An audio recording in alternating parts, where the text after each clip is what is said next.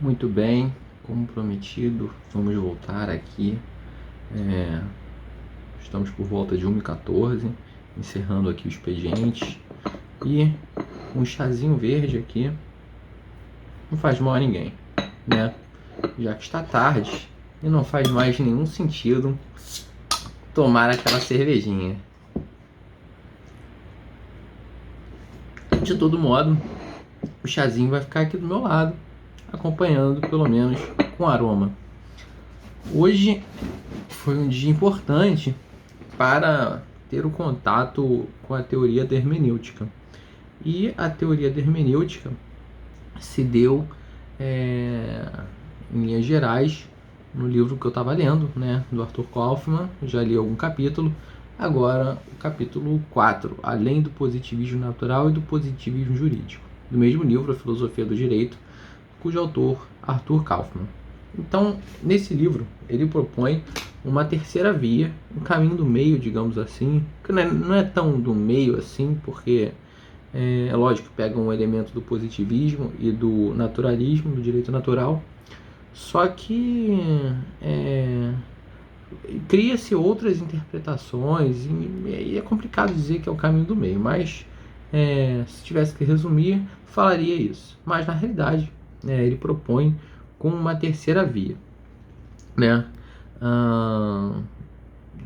Contextualizando, né, o que seria essa terceira via, é porque o positivismo ele é uma corrente, né, que não tem predeterminado, né, os conteúdos jurídicos previamente, né? Eles não são cognoscíveis, como é conhecido. Então, o direito, né, ele é construído de forma completamente arbitrária. Os valores que são embutidos num sistema jurídico de alguma nação é completamente arbitrário, precisando apenas seguir aquelas regras formais. Por outro lado, eu estava colocando essa definição mais na frente, mas ele explica a ideia de direito natural. Não sei se alguém já viu o filme da Lucy, que é aquela mulher que toma umas pílulas lá acidentalmente e começa a ter uma compreensão total do mundo, como se tudo fizesse sentido para ela. Ela consegue utilizar acho que 99% do cérebro antes de morrer e consegue ter toda a concepção do mundo. Eu acho que isso conversa muito com o direito natural, porque é que o direito natural ele prega que pode deduzir um sistema de proposições jurídicas objetivas, sempre verdadeiras a partir de um conceito de natureza substancialmente pensado. A natureza, né, os fenômenos, os fatos sociais já trazem pra gente, né, as normas, né? Não precisa ter alguma elaboração, algum processo formal. Então, como a gente pode ver, um é 8 e o outro é 80, né? O positivismo ele não considera moral e o naturalismo não considera as regras, né? Então, o que fazer? O que fazer? Né? Essa é a pergunta, que até hoje não é respondida, mas já foi muito bem tratada pelo Kaufmann, né? Que mostra uma certa evolução nessa concepção de uma terceira via, né? A primeira delas, né, foi através na filosofia jurídica criada por Gustav Radbruch, né? Ele teve alguns pontos de partida a partir do neocantismo, né? Que eu estou colando aqui,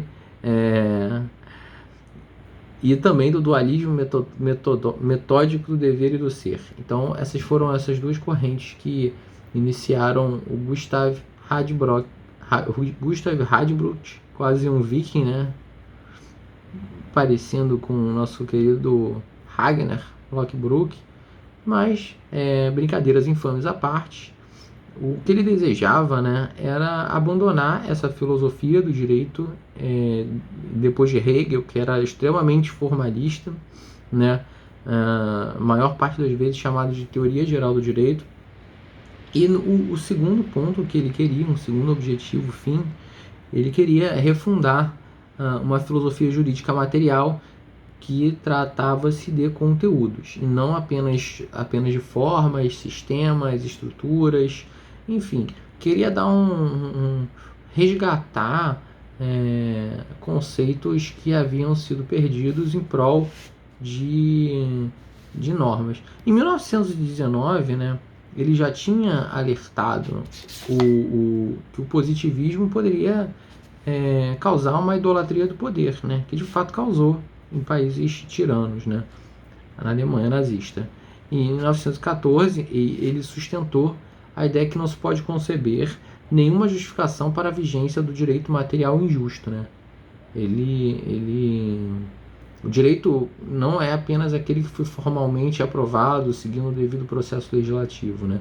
Precisa ter uma outra peneira, né? Que seria a peneira do conteúdo, da razão, que iria dizer se esse direito afeta ou não algum direito fundamental, né? Ou o direito fundante. Então, ele era como Kelsen, né? Um kantiano, mas, por óbvio, ele deu um passo em uma direção, não vou nem falar um passo à frente, porque Kelsen já estava muito à frente. Então, dar um passo à frente é delicado e até, de certa forma, prepotente. Da minha parte, que sou um mortal, né? Então, ele é um kantiano, na medida que ele apenas considera passíveis enunciados a priorísticos, né? Ou seja, as normas elas têm que vir antes de algum fato social. Então, esse enunciado é que vai poder possibilitar o surgimento ou não de algum direito, né?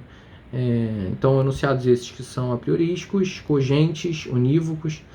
E aí a diferença é que Kelsen, para ele, bastava enunciados que tratam sobre forma, né, e não de conteúdo. E já o Gustav, ele propõe, né, que não se limitasse a esse formalismo e que tivesse considerações sobre valores, né.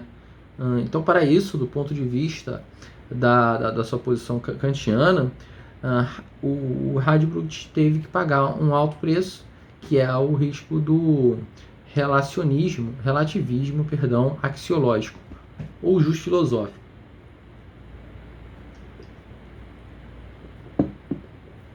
Que eventualmente vai ter conflitos, vai haver ponderações de determinado conteúdo e saber qual a definição de que é uma coisa justa, saber conceituar, fechar algum juízo de valor, pode ser relativo em cada caso, entendeu? E aí, deixa eu ligar aqui o monitor para dar uma luz na minha cara. Não tem nada aqui, só tem Google e o livro está aberto aqui na minha frente.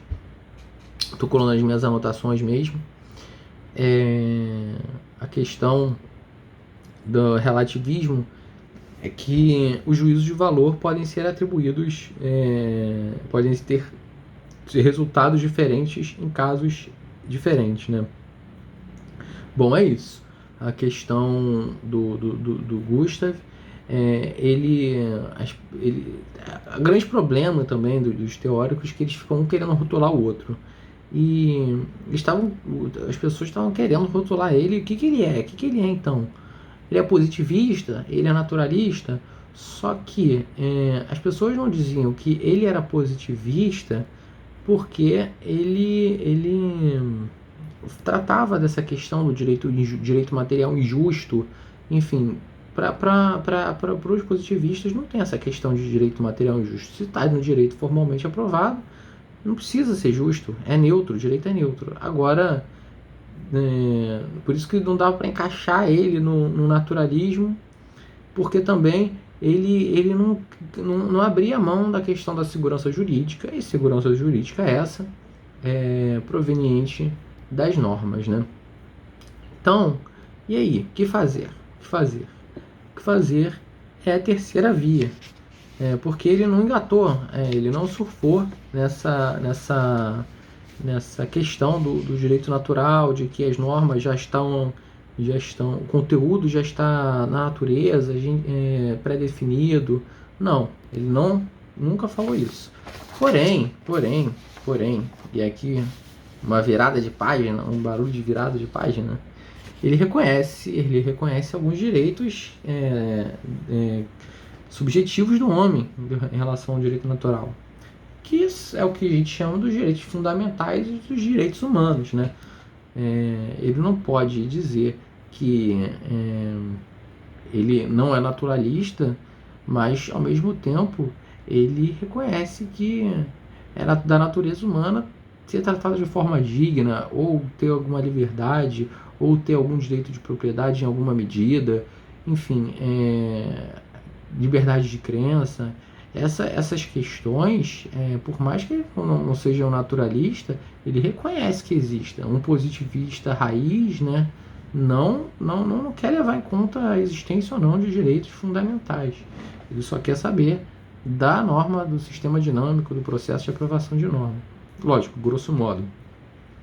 Mas o Gustav propôs essa questão de não é tudo que é direito natural, mas existem determinados valores que são sim inerentes à natureza humana e são anteriores, inclusive, à criação de alguma norma.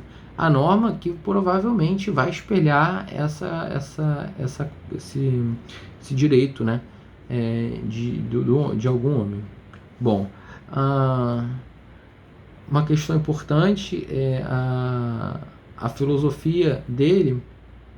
Ele faz uma, assim, ele nega o positivismo, porque para o positivista o conceito, o conteúdo não desempenha papel nenhum, não tem nenhuma carga axiológica. E por outro lado, o direito natural ele não explora o conteúdo absoluto do direito natural, né? Então ele bota um pezinho no freio, mas ele acredita, por mais que em relação ao positivismo, que o positivismo raiz não leva em conta conteúdo nenhum, ele opõe sim a ideia dessa questão. Ele é contrário a isso, porque ele acredita que o direito injusto, o direito material injusto, ele não pode estar sendo abrangido por esse conceito de direito, né? Então ele propõe a terceira via, que ele conceitua o direito que é parte da cultura e está referido a valores. É a realidade que tem por sentido servir à justiça.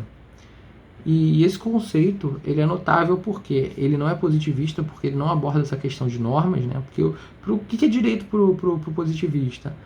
É um conjunto de normas que blá blá blá blá blá. Tenta sempre empacotar um conceito que tenha alguma letra, alguma coisa escrita, né? Mas não. Ele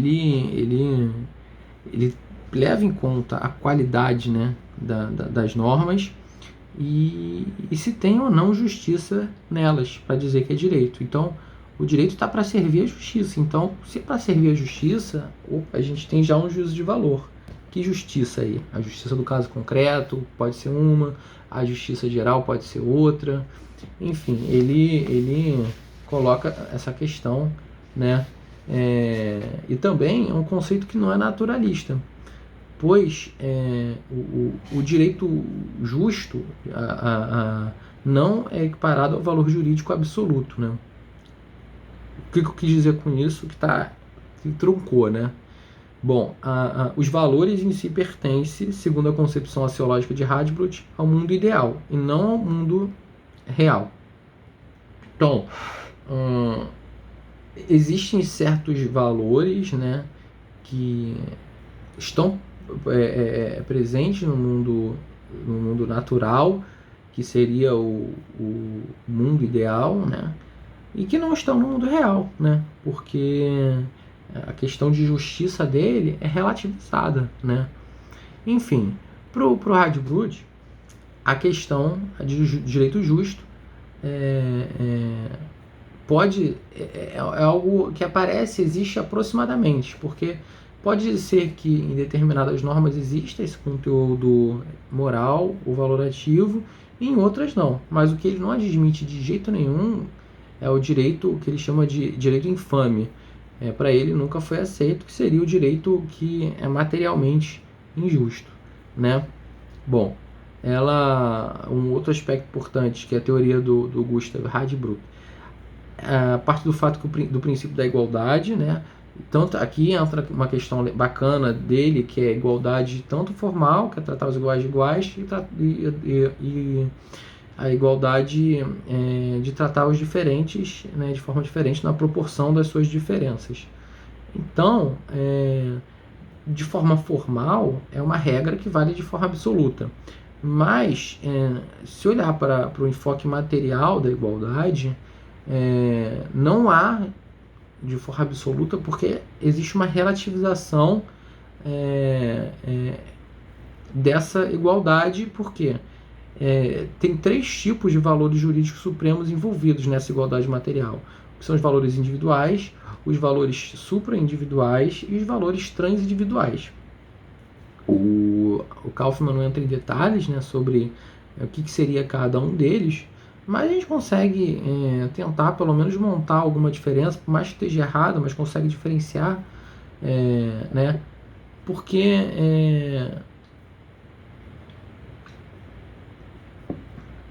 em determinados casos a igualdade material vai ser né? Uma decisão vai conferir um certo juízo de valor a uma igualdade material, talvez valorizando a pessoa.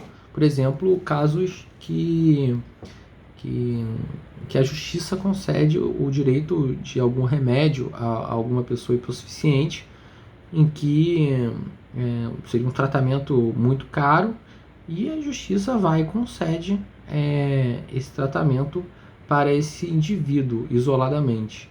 Bom, vê que relativiza a questão do indivíduo e da sociedade, porque a sociedade seria impactada com essas despesas do orçamento, né? Como se a sociedade não tivesse que ter uma verba deslocada, visto que o orçamento ele é finito, né? Os recursos são escassos, ele teria parcela de seu orçamento destinado a uma pessoa só. Então veja que a igualdade, no seu sentido material, ela apresenta seus tons de relatividade, né? Superado esse ponto de por que para ele o justo ele existe aproximadamente, ele não é algo absoluto que vai sempre existir ali, o que assim não pode ser de certa forma superado. Vamos agora para uma teoria, ele é parte de uma teoria interpretativa, que é a teoria objetivista da interpretação. Ela se difere da teoria subjetivista na medida em que a teoria subjetivista ela visa tentar atender ao que está escrito na norma, ou o que posso falar de forma até a técnica da vontade do legislador, né? A técnica porque a vontade do legislador, para Kelsen, se encerra no momento que a norma é votada ali e acabou a vontade. É algo passageiro, né? Mas enfim, vamos continuar com essa vontade do legislador só para fins didáticos. Isso pressupõe que a norma não tem lacuna nenhuma, porque tá tudo ali, não precisa interpretar. Já a teoria objetivista, ela transcende esse objetivo do legislador, mas tenta atender ao objetivo da norma em si. O que essa norma quer dizer com esse legislador hipotético agora no presente, né? É como se fizesse um exercício de imaginação para saber se o legislador estivesse vivo agora, o que ele pretenderia com essa norma, né? Então, é isso. Não tem mais coisa para se destacar. A única coisa que eu destaquei aqui é que sua filosofia oferece um sistema aberto, devido a indícios como a teoria objetivista de interpretação, a doutrina de conceitos ordenadores, conceitos tipo, e o regresso à hermenêutica jurídica, né? De certa forma, a hermenêutica jurídica entra nesse sistema de interpretação aí dele objetivista, porque ele tem que fazer um exercício, né? O intérprete ele vai ter que fazer um exercício para saber qual que seria, afinal, né, essa vontade, ele chama aqui, desse hipotético legislador atual, que pretenderia hic et nunc para determinar a situação concreta, assim. Precisa de um exercício hermenêutico. E falando de hermenêutica, e aqui está o filé, né, dessa minha pequena exposição, essa aí vem para matar. Ela vem para matar. Ela é... Só um minuto.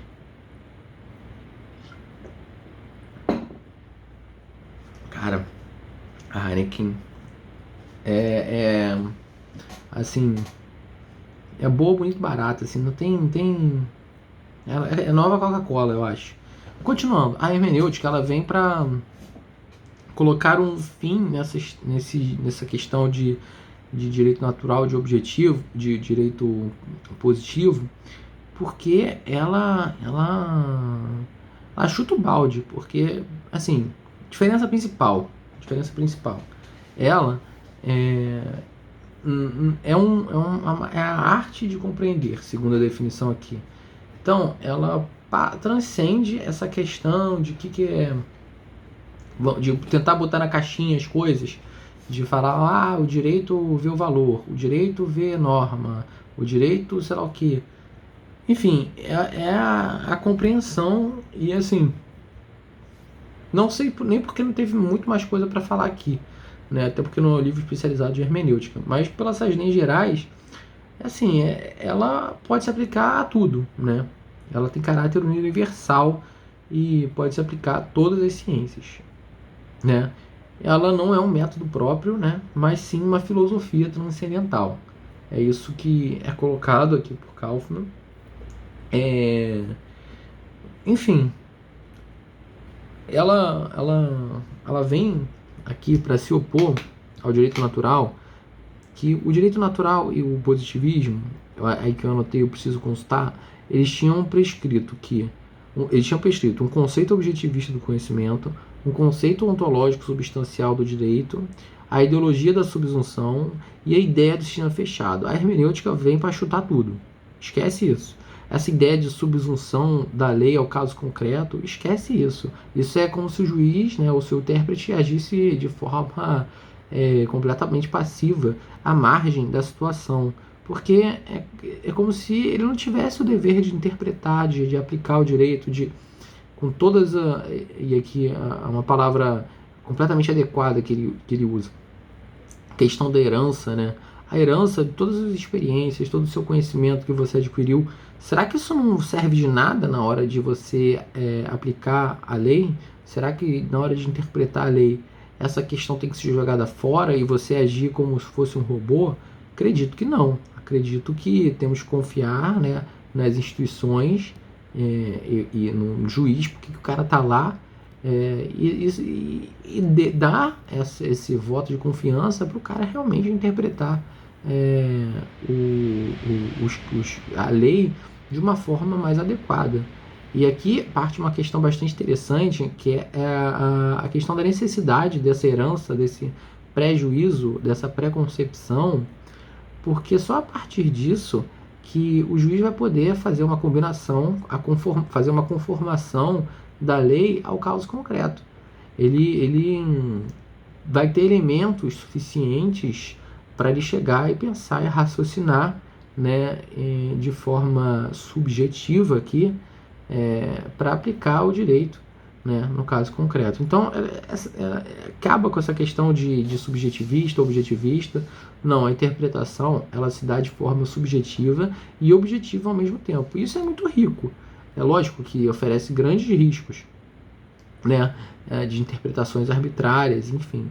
Mas aqui a gente não está vendo, aqui não é um guia para ensinar a juiz a dar uma sentença equivocada.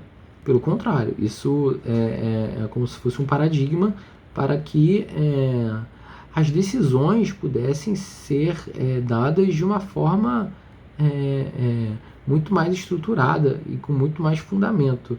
Até porque as decisões estão cada vez mais complexas. Você vê o voto hoje em dia de algum juiz ou de algum desembargador, tem várias partes, é dividido, parte positiva, aí tem um capítulo que fala sobre alguma coisa, fundamentação e tal. Sim, não tem como não aplicar a hermenêutica e ser um robozinho na hora de considerar as razões de decidir. Então, a hermenêutica jurídica, ela apoia, né, essa questão da compreensão ativa, né, não de um intérprete da lei que tem que seguir aquelas regras de interpretação, né, gramaticais, teleológicas, enfim, sem que ele possa, não se sinta à vontade de emitir um juízo de valor, né? Pelo contrário. Então, hermenêutica é uma das muitas possibilidades de lidar com o mundo. Não se pode fechar a porta para outras teorias também. Pelo que eu vi, o Kaufmann ele deu um enfoque bastante grande para a hermenêutica, né? A gente já sabe que ele tem um pezinho ali e fala que ela é aberta a tudo, é aquele tio legal, né? Que conversa, que, enfim. A hermenêutica, ela para o Kaufmann tem essa conotação de completamente positiva. Coisa que a gente vai ver na teoria da argumentação, a próxima, que acho que ainda vai dar tempo, que não tem. Mas, antecipações à parte, né? A hermenêutica dirige-se contra o conceito objetivista do conhecimento, né? E aqui é o que eu já falei, que ela supera a questão do sujeito-objeto, né, para aplicar ao fenômeno da compreensão.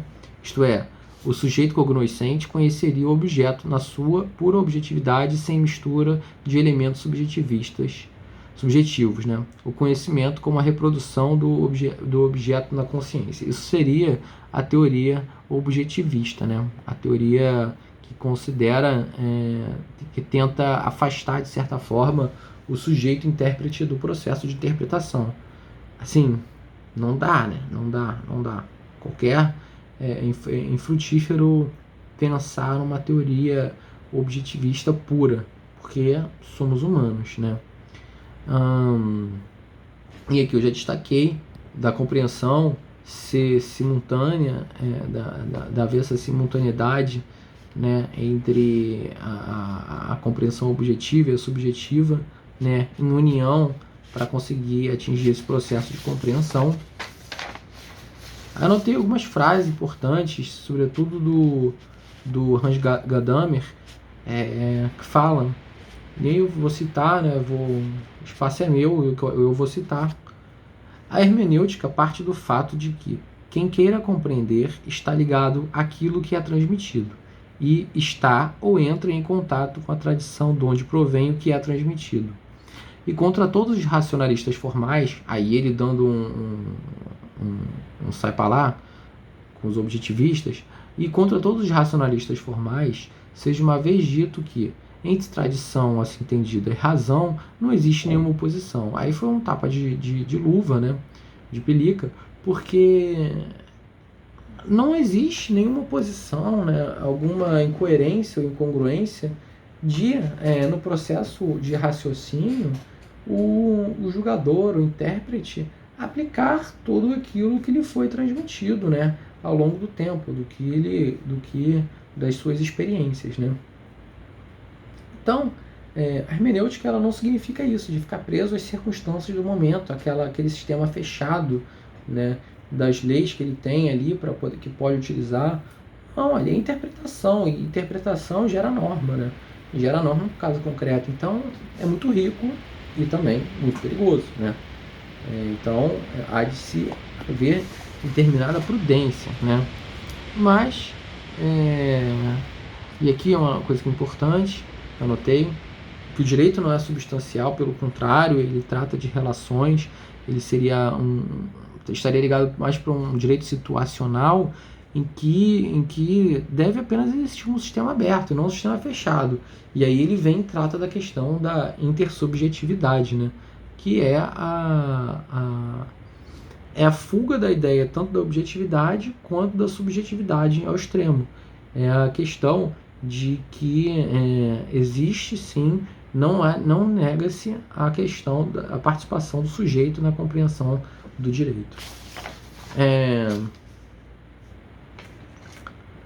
Teoria da argumentação jurídica, e aqui é rapidinho para fechar, ela foi bastante importante. O Kaufmann não fala bem dela aqui no livro, mas não fala bem não, mas sim, fala bem, foda-se.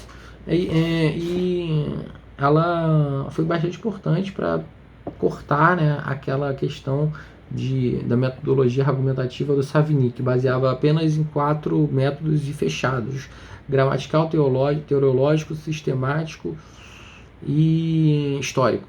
Só esses 4, perdão. E a teoria da argumentação jurídica veio para limar esse negócio. E ela não, apesar de... ela vem de uma teoria analítica que é uma baita opositora da hermenêutica. E por ser baita opositora da hermenêutica, não consegue largar o objetivismo. Bom, mas, assim, destaco esse papel importante de contrapor esse modelo do Savigny, né, que era positivista. Esse modelo era aplicado pelo positivismo e só fechava nessas 4 formas de interpretação, né? Repetindo: gramatical, teológica, finalística e sistemática. Perdão, gramatical, lógica, que é finalística, histórico e sistemático. Então, e ela tem um ponto nevrálgico de crítica, que é a questão que ela pressupõe argumentos fracos e críticos, fracos e fortes. E dentro desses argumentos ele não estabelece hierarquia, pelo contrário, estabelece uma regra de preferência. Então, nada mais havendo tratar. Saúde e paz.